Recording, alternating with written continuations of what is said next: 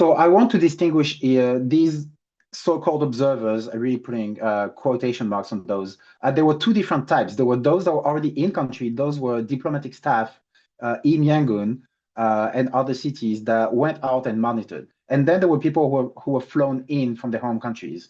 And it gets a little bit blurry because some of the diplomats that were based outside of Myanmar, the ambassador of Nicaragua, for instance, based in Vietnam, flew out to Myanmar, so he's diplomatic, but he came from outside. And the reports kind of separated the two, so it was difficult to actually know what's what. I can, however, confirm that the ambassador of the Philippines to Myanmar did go out on election day. There are pictures of him. He went out to polling stations.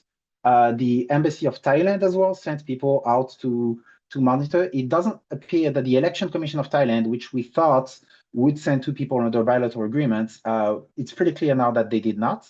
But just today, there was a statement by the Thai Ministry of Foreign Affairs that the staff of the Thai embassy in Yangon have observed on December 28th and will continue to observe on phase 2 and 3, which is also interesting because I would imagine a lot of the people who were flown in from abroad might not show up again for phases 2 and 3. In a way, the PR aspect of bringing foreign so-called observers, the benefit for the junta is already there. So that in terms of ASEAN members, on top of my head, I think this is it. I haven't seen anything about Laos, although they did have a prior agreement at some ASEAN meeting that they would send people, but I haven't seen any news about it. But again, these are not observers. Observation has a established methodology.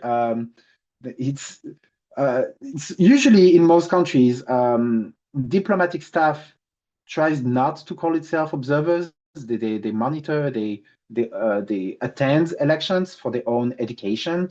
But this is very clearly an attempt by the junta again to legitimize itself. So anybody who got a card was an observer to their eyes, even though they were invited. And I also do want to mention that ANFREL was not just unable, but rather unwilling to observe the elections because preconditions were not met. So there's no way that we would have even tried to go to Myanmar to observe the elections.